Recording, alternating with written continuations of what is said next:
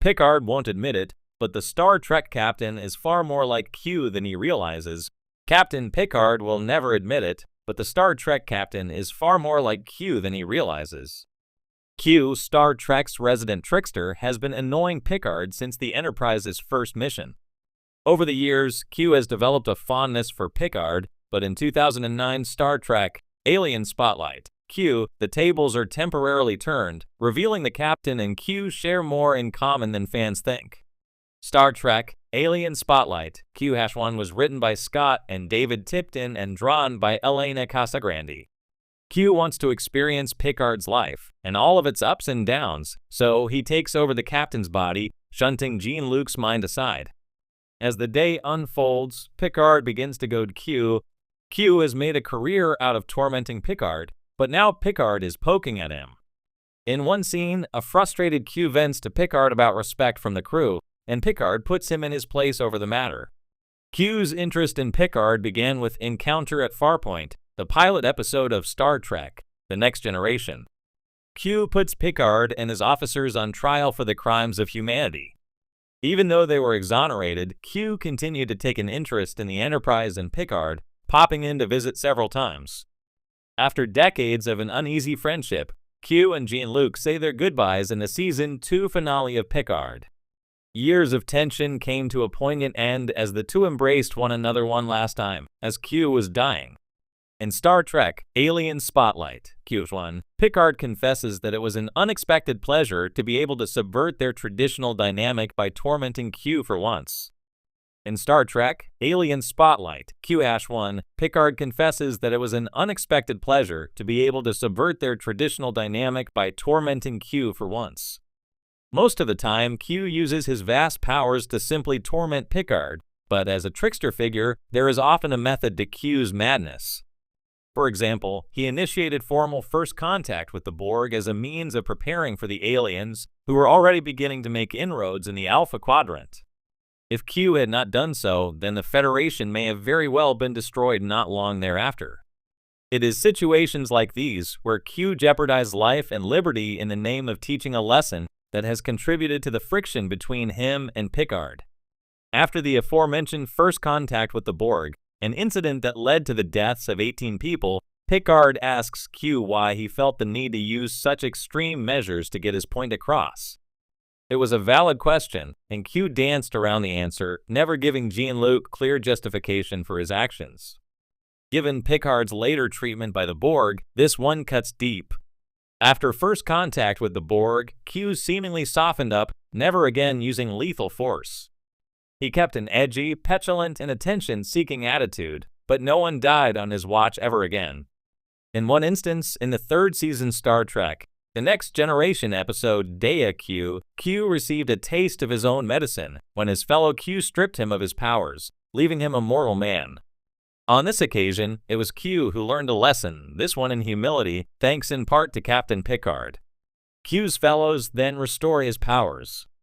Some Star Trek fans have pointed to Dea Q as a turning point for the trickster god and his relationship with Picard by putting them on more equal footing.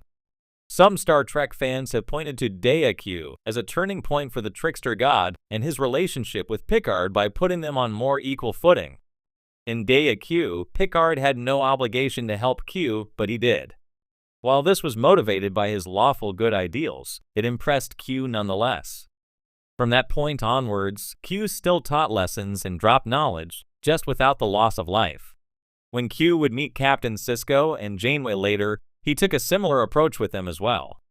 From the very first episode of Star Trek, The Next Generation, Captain Jean-Luc Picard and Q have stood as philosophical opposites. The stern, duty-bound captain of the Enterprise against the impish, godlike trickster who delights in testing humanity's worth. One embodies order, rationality, and the moral weight of command. The other chaos, whimsy, and omnipotence unburdened by responsibility. And yet, beneath their barbed exchanges and mutual disdain lies an unspoken truth. Jean-Luc Picard is far more like Q than he would ever care to admit. Q's taunt in the series premiere, Encounter at Farpoint, wasn't just an indictment of humanity, it was a mirror held up to Picard. When Q accuses the Enterprise crew of being a dangerous, savage child race, Picard responds not with humble introspection, but with the same moral certitude and rhetorical flourish Q himself relishes. Both men love the game of ideas, of philosophical chess, where winning the argument is almost as satisfying as proving a point. It's no wonder Q returns to Picard again and again, not just to test him, but because in a universe teeming with mortals, Picard is one of the few who can match Q's intellect move for move. Picard, like Q, thrives on judgment. His courtroom demeanor, whether standing before a Federation tribunal or delivering one of his impassioned speeches to an alien species, reveals an innate love of positioning himself as arbiter. He weighs civilizations, assesses cultures, and renders verdicts with an almost judicial flourish. In The Measure of a Man, Picard defends the sentience of Data with fiery eloquence, but notice how much he enjoys standing as the voice of reason and principle. Like Q, Picard relishes the role of the Grand Inquisitor, albeit one bound by ethics rather than omnipotence. Then there is their mutual fondness for humanity as a concept, even as they remain critical of its flaws. For all of Q's condescension, his fascination with human beings, messy, emotional, and finite, keeps drawing him back to them. Likewise, Picard often holds humanity at arm's length, preferring Shakespearean soliloquies in his quarters or archaeological puzzles to the chaotic affections of his crew. Both men are, in their own ways, aloof romantics, enthralled by the promise of human potential, yet wary of entangling themselves too deeply in its imperfections. Even their senses of humor, though wildly different in expression, stem from the same root. Picard's wit is dry and sardonic, cutting through tense situations with understated irony. Q's humor is flamboyant and theatrical, draping itself in costumes and elaborate pranks. But both use humor as a shield and a weapon, a way to assert control over situations that defy simple resolution. In Dea Q, when Q is rendered mortal and stripped of his powers, it's Picard's deadpan sarcasm that levels the playing field. The captain quips, "Q the ordinary," with an arched eyebrow that would make even a Q chuckle. Perhaps most telling is how both men grapple with existential questions. Q, in his omnipotence, is perpetually bored and searching for meaning. Picard, in his mortality, is forever striving to impose meaning upon a chaotic universe. Their respective journeys converge most poignantly in Tapestry, when Q grants Picard a glimpse into a life lived without risk or passion. The episode forces Picard to confront his own regrets and to acknowledge that, like Q, he too is drawn to the dangerous edge where order and chaos collide. Even in Star Trek, Picard, decades later, the parallels sharpen rather than fade. An older Picard, wrestling with legacy, mortality, and identity, mirrors a Q who has long since tired of omniscience. When Q returns in Picard Season 2, his challenge is no longer cosmic but personal, forcing Picard to untangle the emotional scars he has long buried.